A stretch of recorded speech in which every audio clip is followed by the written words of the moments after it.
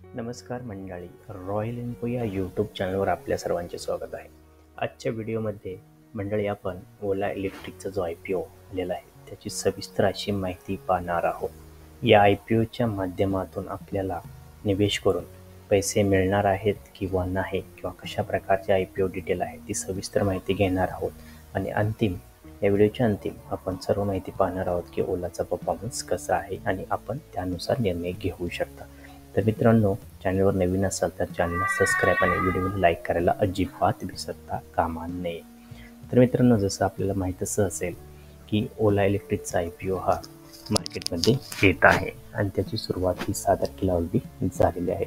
तर आपण प्रथम ओलाविषयीची सविस्तर माहिती आहे ती पाहणार आहोत. की जसं आपल्याला ऑलरेडीच माहीत असेल की ओला ही इलेक्ट्रिक गाडी, छोट्या ज्या स्कूटी असतात त्या प्रकारच्या गाड्या बनवणारी कंपनी आहे. तर ह्या कंपनीची स्थापना भाविश अग्रवाल यांनी 2017 मध्ये केली होती. त्याचं नाव जे आहे ते ओला इलेक्ट्रिक मोबिलिटी असं ठेवण्यात आलं होतं. तर या कंपनीचा प्रायमरी जो बिझनेस आहे तो इलेक्ट्रिक व्हेकल तयार करणे, त्याचबरोबर त्या व्हेकलसाठी लागणारे प्रायमरी कंपोनंट जसे असतात, जसे की बॅटरी पॅक आणि व्हेकलसाठी इतर विशेष ज्या गोष्टी लागतात ते तयार करायचं काम हे ओला करते. जसं की आपल्याला माहिती आहे, ऑगस्ट 2021 पासून कंपनीने ज्या स्कूटी आहेत त्या लॉन्च केल्या, जसे की ओला S1 Pro ही सर्वात प्रथम गाडी यांनी डिसेंबर 2021 मध्ये लॉन्च केली होती. त्यानंतर आपण ओला S1, ओला S1 Air, ओला S1 X आणि ओला S1 X Plus अशा विविध अशा गाड्या कंपनीने लॉन्च केलेल्या आहेत. जर आपण विचार केला तर 31 ऑक्टोबर 2023 कंपनी ही ओमनी चॅनेल यांनी डिस्ट्रीब्युशन नेटवर्क तयार केलं आहे. त्या माध्यमातून 870 त्यांचे सेंटर आणि 431 सर्व्हिस सेंटर आहेत ऑल इंडियामध्ये. त्या माध्यमातून ओला आपली गाड्या विकायचा त्याचबरोबर त्याची सर्व्हिसिंगचा बिझनेस करत आहे. आता आपण ओलाच्या इलेक्ट्रिक IPOची डिटेल माहिती अशी घेणार आहोत. याची प्राइस बँड जी आहे ती 72 ते 76 रुपये ठेवण्यात आले पर इक्विटी शेअर. याचा IPO जो आहे तो ओपन होणार आहे शुक्रवारी, म्हणजेच ऑगस्ट 2, 2024ला. क्लोजची तारीख जी असणार आहे ती 6 तारीख आहे. बेसिक अलॉटमेंट जे आहे आपल्याला ती मिळणार आहे ऑगस्ट 7ला. आपल्याला समजणार आहे की आपल्याला अलॉटमेंट भेटली आहे किंवा नाही. त्यानंतर इनिशियल जी रिफंड आहे, अलॉटमेंट जर नाही भेटली तर 8 तारखेला भेटेल. जर आपल्याला अलॉटमेंट भेटली असेल तर आपल्याला 8 तारखेला शेअर जे आहेत ते आपल्या डिमॅटमध्ये क्रेडिट झालेले दिसून येतील.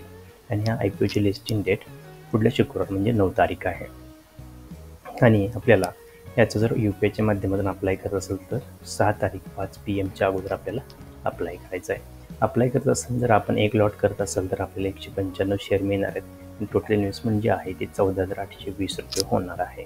जर आपण रिटेलमध्ये मॅक्सिमम 13 लॉट अप्लाय करू शकतो, ज्याची शेअरची काउंट होईल 2,535 म्हणजे 1,92,660 शेअर रुपये आपण वापरू शकता.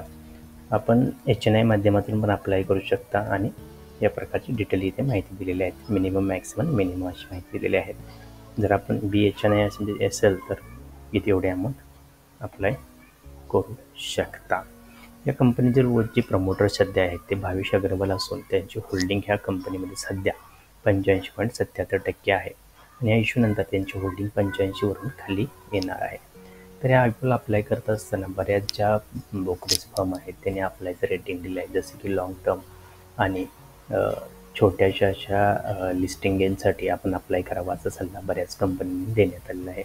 परंतु ह्या ओला इलेक्ट्रिकचं जर आपण माहिती किंवा न्यूज आपण वारंवार पाहिली असेल की इलेक्ट्रिकल गाड्यांनी जो पेट घेत आहे, त्याचबरोबर इलेक्ट्रिक गाडीची सर्व्हिस सेंटर व्यवस्थित काम करत नाही, अशा बऱ्याच गोष्टी आपल्याला ऐका येत असतात न्यूजच्या माध्यमातून.